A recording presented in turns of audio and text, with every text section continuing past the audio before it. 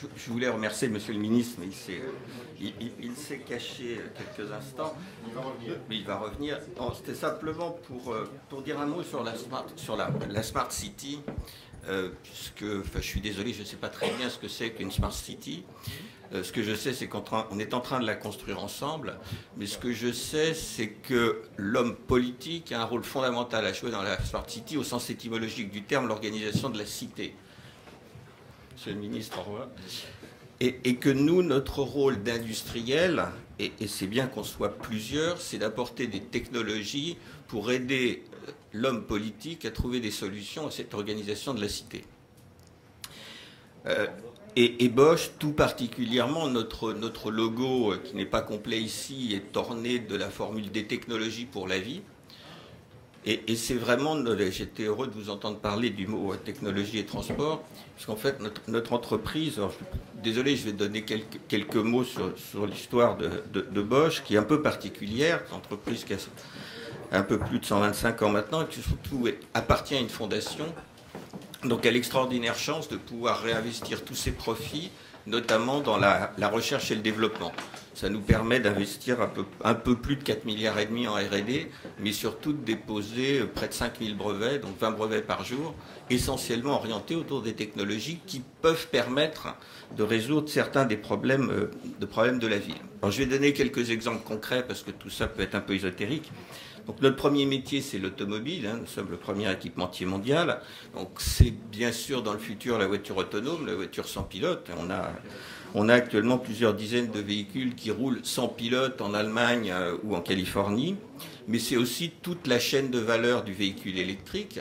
Donc, ça commence aux batteries, puisque nous sommes fabricants de batteries, des systèmes moteurs et de propulsion, mais aussi de bornes et de réseaux de connexion de bornes. Bon, nous avons par exemple câblé la ville de Singapour pour les réseaux de bornes, mais ça n'est pas que du matériel, c'est aussi toute l'intelligence qui va autour. C'est comment est-ce qu'on réserve sa borne, comment est-ce qu'on paye, comment est-ce que quel que soit l'opérateur, on peut être débité sur sa carte de crédit ou ne pas payer si le magasin qui est là a envie que ce soit gratuit, d'être chargé devant le supermarché ou le restaurant, pendant que vous vous rechargez, parce que c'est quand même là qu'on va se recharger. Donc c'est toutes ces technologies que nous maîtrisons, avec une connaissance fine de la voiture, avec une connaissance fine des systèmes internes de la voiture.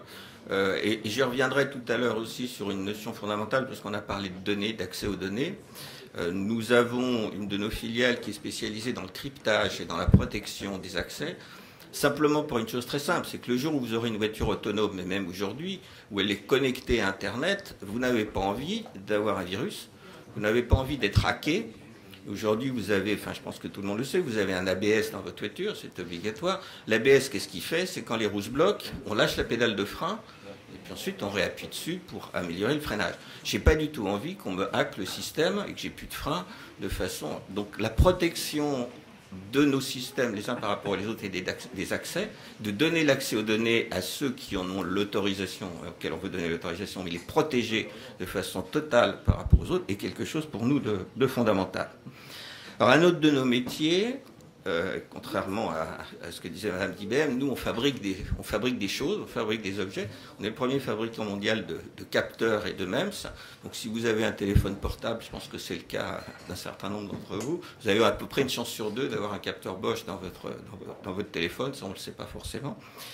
Et ces capteurs aujourd'hui, ils donnent des choses comme la position, l'accélération, mais demain, pas demain, mais même aujourd'hui, il peut donner l'altitude, la température, le CO2, les composants organiques volatiles, donc toute une série de données pratiques sur la qualité de l'air. Qu'est-ce qu'on va en faire? Après, ça, c'est toutes les discussions qu'on doit avoir avec les villes. Mais c'est aussi toute une série d'applications. Je vais revenir un petit peu là-dessus. Alors, les applications, on va le trouver aussi dans nos domaines d'expertise.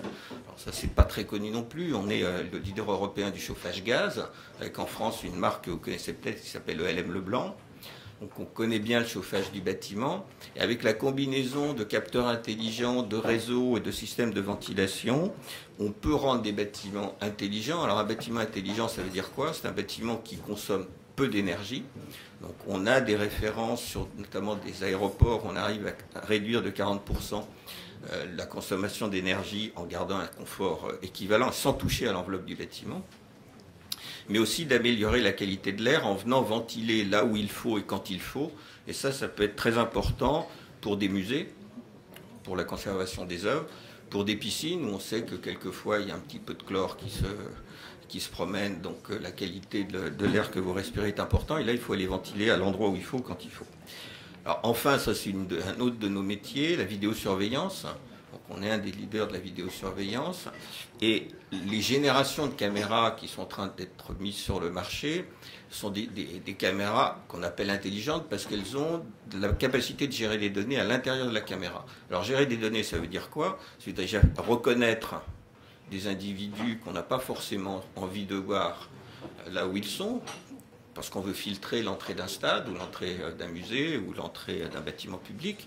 Ça peut aussi être reconnaître quelqu'un qu'on a envie de reconnaître, l'arrivée d'un VIP dans un stade ou dans une fête. Bon, ça c'est un des éléments. Mais c'est surtout la capacité d'aller rechercher dans des bandes vidéo à partir du langage. De dire, j'aimerais savoir si quelqu'un avec une casquette jaune est passé entre 16h et 17h, et immédiatement, on va aller chercher sur l'ensemble du réseau de caméras, on va vous ressortir toutes les images. Et pour les services de police qui ont besoin de rechercher un événement, plutôt que de passer des heures à visionner des bandes, on va tout de suite aller adresser, enfin c'est du Google intelligent sur des images. Et ça, c'est un progrès considérable sur justement cette intelligence pour aller mieux protéger la cité ou aller rechercher un événement simplement avec un domaine contextuel. Voilà à peu près ce que nous on apporte. Ce qu'on apporte aussi, mais je dirais on n'est pas le seul, mais le fait que l'on connaisse très bien les applications et les produits nous aide à élaborer ces systèmes. Ce sont des plateformes de communication, la capacité à faire communiquer tous ces systèmes entre eux et à donner la possibilité de le voir, mais aussi d'intégrer des systèmes qui ne sont pas les nôtres, d'aller intégrer des données qui viennent d'à peu près n'importe où, quel que soit leur format, et de pouvoir les rendre visibles, par exemple sur le smartphone d'un habitant si on considère que c'est ce qu'il veut, ou des services techniques de la ville si on considère que c'est ce qu'il souhaite. Et là, on est typiquement dans un rôle d'apporteur de solutions en dialogue, puisque aujourd'hui, pour revenir au début de mon propos, la Smart City, ça n'est pas quelque chose qu'on vient rencontrer avec un produit sur étagère en disant voilà, on a la solution.